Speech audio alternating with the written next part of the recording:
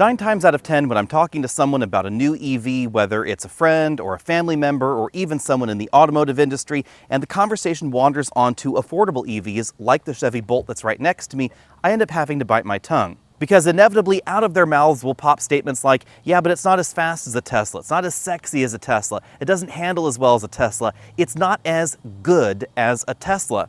No shit, Sherlock, it's not trying to be a Tesla. This is trying to be an EV that everybody can afford. On the dealer lot, this should go out the door under $30,000 for the base trim. That is significantly more affordable than any luxury market EV, which for some reason so many reviewers constantly want to compare the Bolt to. This is not the same thing. That's like saying, why would you buy a Chevy Camaro when you could go out and buy a BMW 8 Series? It's not the same thing. With that out of the way, let's take a deep dive into the Chevy Bolt, and I'll tell you why this and other affordable EVs are far more important than the wildest crop of luxury and performance EVs that seem to be getting all the press. This is more important than the upcoming Hummer EV.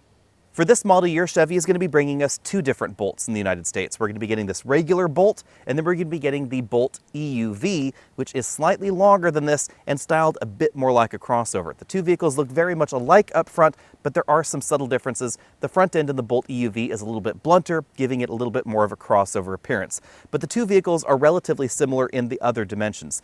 The main difference is that the Bolt EUV is about 3 inches longer, and most of that goes to the rear seat area.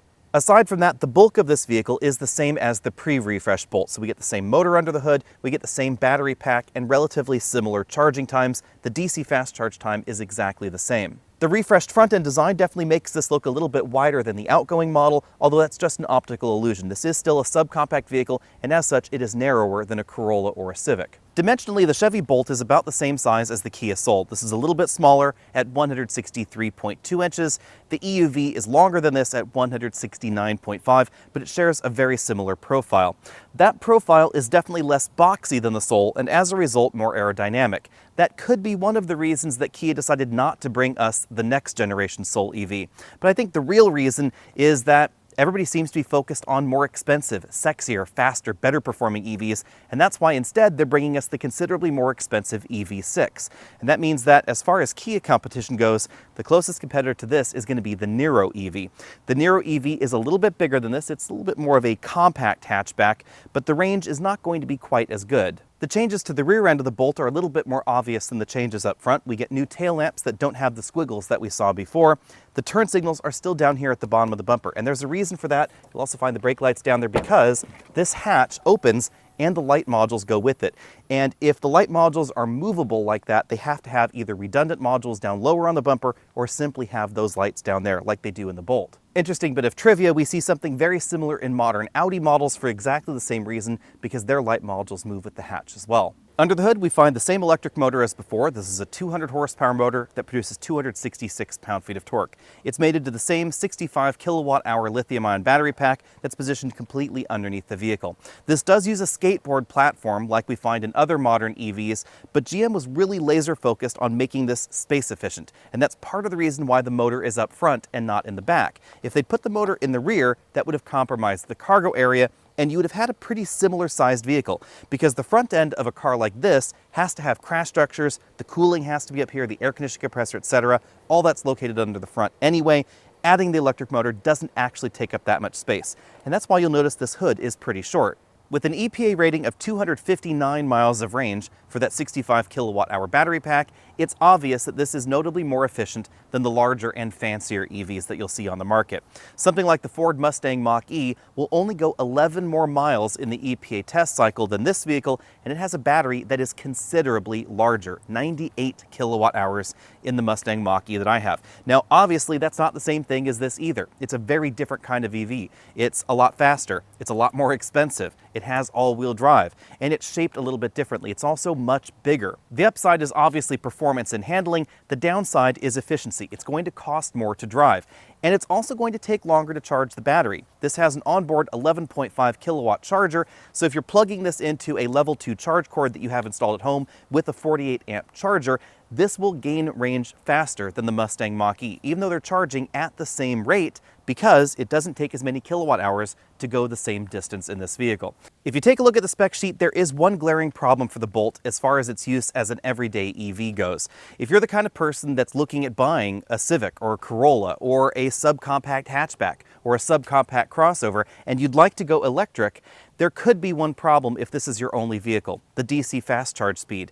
Like the previous generation Bolt, or I should say the pre-refresh Bolt, the DC fast charge rate is 55 kilowatts. That is considerably slower than the more modern crop of EVs that we are seeing out there. According to Chevy, if you connect the Bolt to the right DC fast charge station, you can gain range at a rate of approximately 100 miles for every 30 minutes of charging. Now, that does not mean that if you waited an extra 30 minutes for an hour of total charging that you could gain 200 miles of range, because that will depend on a variety of different factors. It's theoretically possible, but it's not necessarily guaranteed. For people that are planning on replacing their only car with an electric vehicle, the DC fast charge rate is a bit of a problem in my mind. I would really love to see Chevy work on that and get this up to, say, 100 kilowatts, because if this could get you 200 miles in 30 minutes of charging, that would make this quite competitive with a wide variety of other EVs out there, and you'd have all the efficiency that we see baked into this design.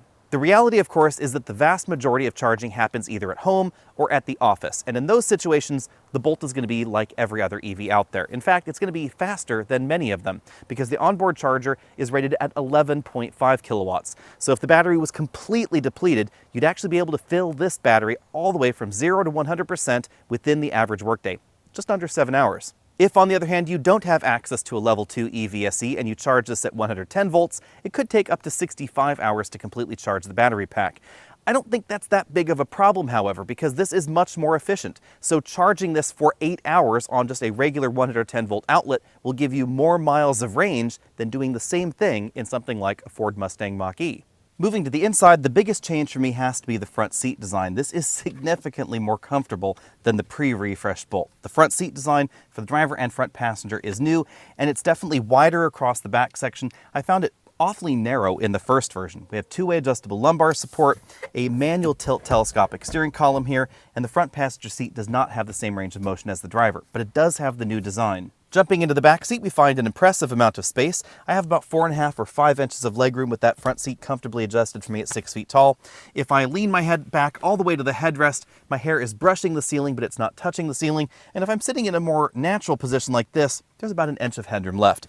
Now, the one thing that is decidedly subcompact about this back seat is the width. So if you plan on putting 3 adults back here or a mixture of adults and child seats, definitely keep in mind this is going to be narrower than something like the Kia Niro or anything in the compact category. Those are generally going to be a little bit wider. But passenger carrying may be more comfortable than a lot of the alternatives because there's no hump back here in the floor. It's a completely flat floor. With this front seat all the way back in its tracks, but still just about as upright as the driver's seat, I have about 1 inch of legroom left. Behind the hatch, we find 16.6 cubic feet of cargo capacity in the regular Bolt. Interestingly, that drops down just a smidge in the Bolt EUV down to 16.3. That puts this pretty on par with the average full-size sedan in the United States, but this has folding rear seats, so this is about as practical as the average subcompact crossover. And you could definitely line up a lot of luggage right here below this little cargo cover. The load floor has a 2-stage design, so if I take the bag out of there, I can put this load floor in a more upright position where it's level with the cargo area opening, and under here you can see the level 1 EVSE that comes with the vehicle. Continuing further down the rabbit hole, we have some additional storage space and an area that sort of looks like a spare tire well, but in fact a spare tire would not fit in there. Now let's take a quick spin around the interior. Just behind the rearview mirror, we find the camera systems for the active safety systems. We then have the buttons up here for the OnStar system. No moonroof in this particular model. The driver and front passenger get fixed height shoulder belts, 2-way adjustable headrests, and you can see that this upholstery is perforated so it breathes a little bit better, but these seats are just heated, they're not ventilated. Front seat bolstering is not terribly aggressive, so larger folks shouldn't have any trouble with these seats. And one thing again is that the shoulder area of the seat is definitely flatter and more broad here, so people with larger shoulders don't have as much of a problem with this seat as they did in the previous generation. It always felt like I had to have my shoulders wrapped around myself in order to fit in the front seat with the previous model, and that is not the case case here. We have a reasonable amount of hard touch plastics, just as you'd expect in an inexpensive vehicle, like around that bottle holder down there at the bottom and the speaker grill. But the front door armrest and the top section of the door are made from soft touch materials, as are a larger portion of the dashboard than before. We have soft touch right here, soft touch upper section of the dashboard, and then you will find hard plastics a little bit lower. This glove compartment is still a little on the small side. I was not able to fit a large tablet computer inside, but talking about large tablet computers, it certainly looks like we have one grafted here into the dashboard. The new touchscreen system is responsive and pretty easy to use. CarPlay is wireless, which is really a nice touch, and you'll notice the system is pretty snappy. It also has all the typical screens that you'd expect in an EV built in right there. Below that, we have the controls for the single zone automatic climate control. I would like to see dual zone at some point in the vehicle.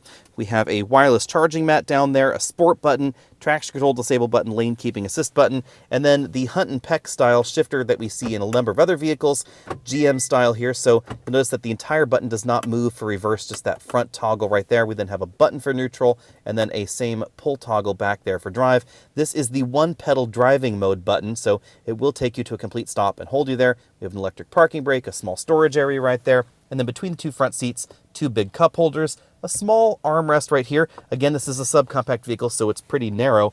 This is a fairly deep and surprisingly deep storage area, actually. You could definitely put some half gallons of milk in there. The instrument cluster is still a full LCD design, but it's a little bit smaller than the LCD clusters that we find in vehicles like the Alot or the new Civic.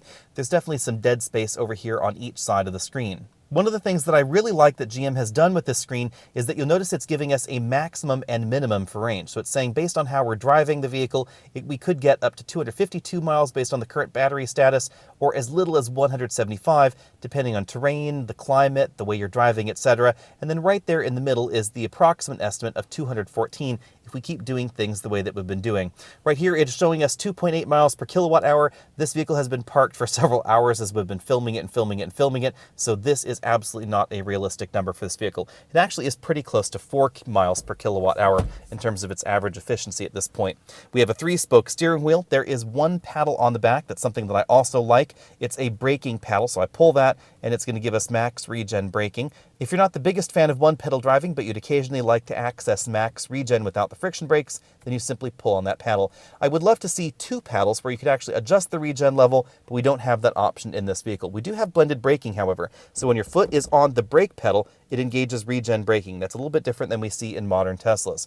On the left side of the steering wheel, we have the controls for the cruise control system, as well as the distance alert button over there. And then on the right side, we have voice command, a phone button, and then controls for that multifunction LCD. You'll find the controls for the infotainment system on the back of the steering wheel, as we see in a lot of other GM vehicles. We have volume up, down on the right, and then track up, down on the left. Electric motors produce a great deal of torque, and that is certainly the first thing you're going to notice in the Chevy Bolt out on the road. If I just take this to a complete stop and I floor it, there is definitely a lot of front wheel scrabble. The traction control really has to be involved just to keep you from just burning those tires up immediately. 0 to 60 happens in a very respectable 6.3 seconds. Clearly that's not as exciting as a Mustang Mach-E or a Tesla Model Y or anything along those lines, but 6.3 seconds is definitely quick for a vehicle that's under $30,000. You will be hard pressed to find too many vehicles that are quicker 0 to 60 than this and as inexpensive as this. You'd be looking at performance options like a Hyundai Veloster, but even the Veloster is going to be more expensive than the Chevy Bolt. It's also going to be smaller, have 3 doors, and not be as practical. 60 to 0 also happens in a pretty respectable distance thanks to the relatively light curb weight here, 127 feet for the Bolt that I'm testing today. Going a little bit out of order, fuel efficiency in the Bolt is very, very good. I've been averaging 4 miles per kilowatt hour over a week of mixed driving, as long as I'm not driving it hard or going up and over mountain passes. The high efficiency really helps the Bolt out, and this is also something that we see in the Tesla product line. So in that respect, there is a bit of a synergy between this and the Tesla line of EVs. The greater the efficiency of the vehicle, the lighter the vehicle can be to have the same kind of range. So giving this about 260 miles of real-world range puts the curb weight lower than the Ford Mustang Mach-E, considerably lower. And the tire size in this vehicle is really not that much smaller. These are smaller than the tires on my Mustang, but the Mach-E has 225 with tires because they're so concerned about efficiency. And that means that depending on the situation that you're in, this may actually grip the road a little bit better, or at least it'll feel a little bit more nimble, a little bit tidier than the Mustang can sometimes feel. It's not going to have the rear power bias that we find in the Mustang or in modern Teslas, etc. It's always going to feel sort of like a hot hatch, if you will, but it definitely has a pleasing feel. When you get the Bolt out on a rougher road like the one that I'm on here, the lighter curb weight of the Bolt is definitely obvious versus something like a Ford Mustang Mach-E. Most new EVs that are trying to chase Tesla down the rabbit hole of performance-oriented EVs have a ride that is very firm and bouncy. We see a little bit of that in the Chevy Bolt, but not nearly as much as the Ford or some of the upcoming EVs out there that are also trying to give us rocket-like 0 to 60 acceleration and as good a handling as is possible with a 5,000-pound EV. The smaller battery in the Bolt means that there's less curb weight, there's less weight to damp, so the suspension has a little bit more motion, it can soak up the bumps a little bit more easily, and therefore the ride quality is a little bit more normal car, I would say. I know a number of people out there with more modern EVs, and after a year or so, a surprising number of them have felt a little bit of the passion fade, I guess you'd say, and they're starting to want something that's a little bit softer. Now, design-wise, that's a bit of a problem for a vehicle that's low and long like the Ford Mustang Mach-E because there's just not enough room in there for the suspension to have the kind of travel that you can get in something that's a little bit higher. As far as the scores up there at the top of your screen go, I'm comparing this to mainstream hatchbacks that are under $35,000 because that's really the true demographic target for the Chevy Bolt. It's not for someone that's saying, should I buy a Tesla, should I buy a Mach-E, etc., because if you're thinking about that, then you're probably not going to be interested in a Bolt. This is for someone that maybe they want an electric vehicle, maybe they want a Tesla, but the reality is that their budget does not stretch that far. It doesn't stretch to $40,000. It stretches to $30,000 or perhaps $35,000.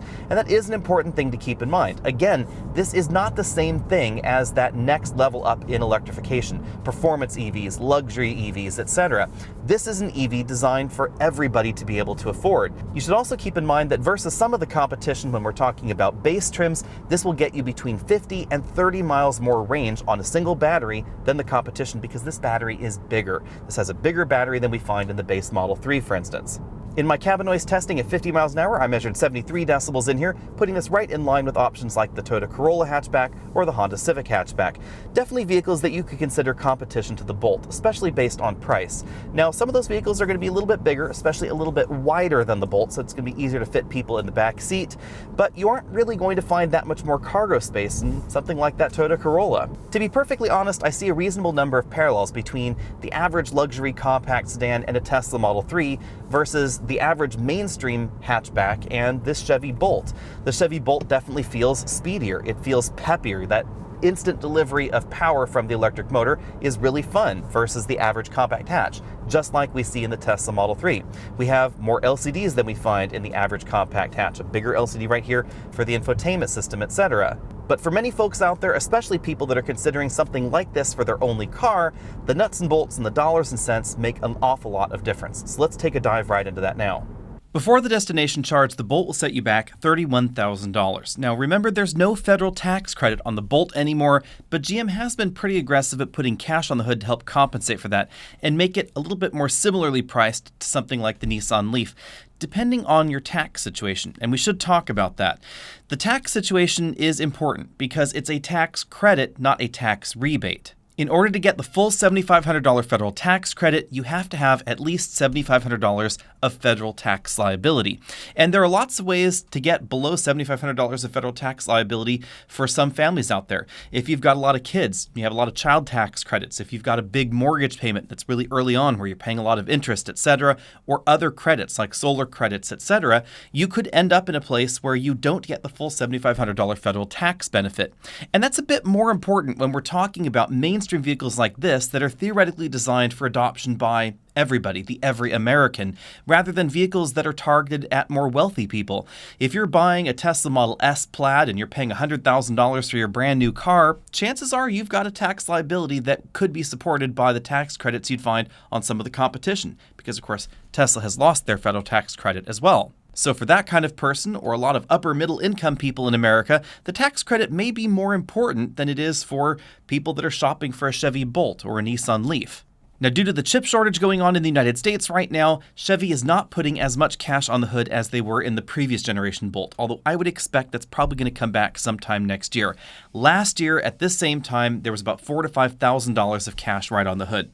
With that out of the way, let's dive onto the first competitor, which has to be the Nissan Leaf, because the Leaf is also designed to be the kind of vehicle that the average person could drive as their everyday vehicle. At the moment, the Leaf is also the least expensive EV in America, and if you do qualify for the tax credit, you should know that the full $7,500 is still available on the Leaf, which could make it considerably less expensive if you can eke out that entire credit. It starts at $27,400 for 2022, $19,900 after those credits, and there's some additional state and local incentives depending on where you might live.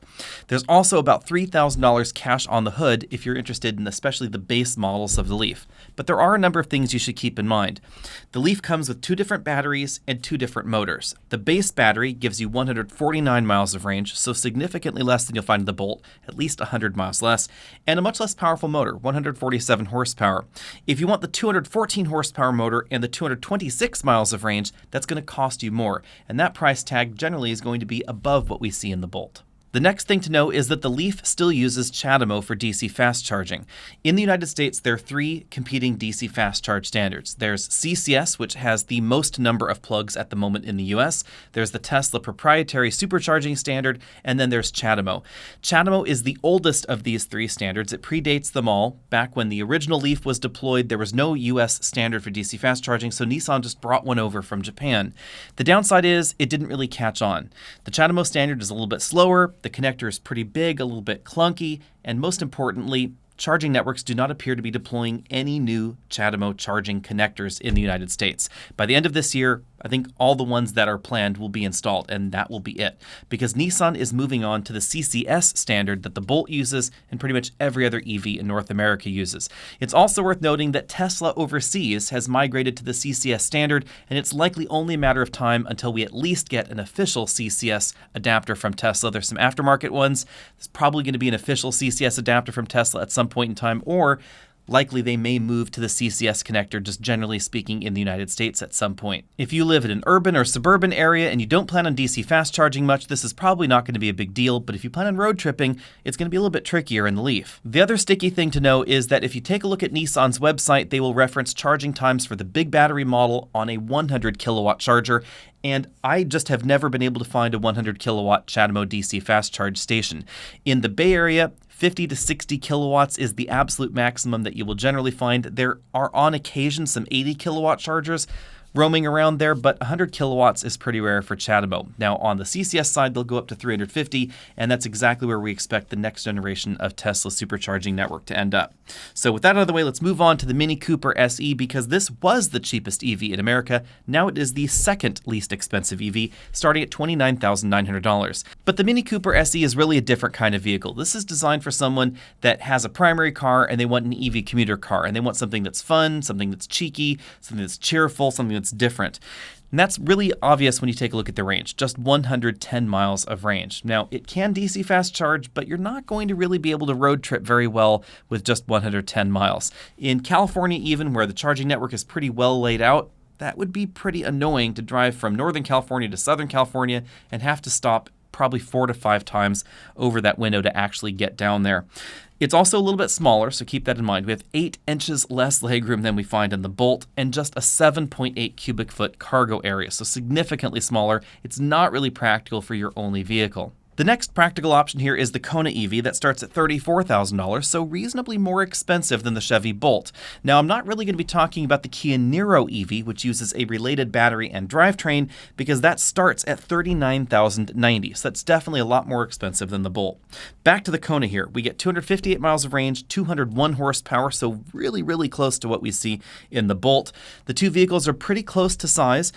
We have 19.2 cubic feet of storage space in the Kona, so a little bit more than we find in the Bolt, but we find about 5 inches less legroom in the Kona. A little bit of that difference could be down to the way that General Motors is measuring legroom in the Bolt, but even if you park these two vehicles side by side, you'll notice that the Bolt definitely feels roomier inside. When it comes to charging, there are a few differences. The charge rate in the Kona is a little bit faster. It tops out at 75 kilowatts, so you'll gain range a little bit faster on a DC fast charge station. But if you plug it into a max output AC charge station, it won't gain range as quickly because it has an onboard 7.2 kilowatt charger, which is slower than the new charger that we find in the Bolt and the Bolt EUV. So if you're only ever charging at home or at the office, keep in mind that it could take a little bit longer to completely charge the Kona if you did completely deplete the battery and you only were using that level 2 charge cable. A lot of commercial and residential EVSEs seem to top out at 6.6 kW, and the reason for that is that that is the most power you can pull out of a 30 amp 240 volt circuit, basically the same kind of plug that you'd plug your electric dryer into at home. If you want to be able to charge your EVSE faster, you could get a 40 amp EVSE, but that's going to require different wiring than your regular dryer plug. And if you want a 48 amp or 50 amp or 60 amp EVSE, those have to be hardwired, generally speaking, in most areas of the country. So those are going to be a lot more expensive. And as a result, in commercial installations where maybe they're concerned about charging 5, 10, 20 EVs at the time, you'll notice that the output of those stations ends up being lower than the newer chargers on board will top out at. So, for instance, I just spent a week out of town and I ended up charging my Ford Mustang Mach-E at SFO, and all of their chargers top out at 3 kilowatts. That's as fast as they will go. That makes sense in a longer-term parking situation like that, but that's also pretty common in a lot of suburban parking areas where a commercial business may be paying for your charging and your parking. They don't want to pay for those faster chargers. On the other hand, if you want to max out your charging at home, you should definitely keep those charge rates in mind. And that's why, as a result, if I were really looking for a perfect EV to replace a single car household EV, the Bolt is an excellent affordable option. It really will cost you about $30,000 or a little bit less, which is right in line with the average new car transaction price out there. So you could get something like a Toyota Camry, or you could get a Chevy Bolt if you wanted to go electric. And the Bolt is not going to be that much less practical than the Camry. It's going to be a very different kind of vehicle, but it's going to have relatively similar kind of storage space. The rear seat is not going to be as wide, but legroom is relatively good. Headroom is definitely decent in the Bolt, and it's going to be all electric. So if that's what you're interested in, that's exactly where the Bolt is playing. Now, the tricky bit with this, of course, and I touched on this earlier in the video, is that the moment you add a plug to something, all of a sudden, anything can be a competitor. And that's illogical, but it is also believable, understandable, I guess you'd say, because the people that are buying EVs in the United States today are not the average everyday person that's out there Corolla shopping or Civic shopping. They're the person out there that's BMW 3 Series shopping or Tesla shopping. Clearly, they can afford a $40,000 or $50,000 vehicle, and some of them will say, well, maybe I don't want to spend that much money. I will buy the Chevy Bolt instead. But they might still have cross-shopped a Tesla Model Y, which is really, really strange when you think about it. Let me know what you think about that too down there in the comments section below. And at what point do you think that we might see the average everyday American shopping for something like a Bolt against a Volkswagen Golf or against a Toyota Corolla hatchback, something along those lines? Because that's exactly what this vehicle was designed for.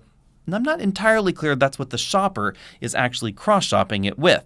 Let me know about that down there. Find me over at facebook.com/AlexDonno's, Instagram, TikTok, all those other social places, and I'll see all of you next week.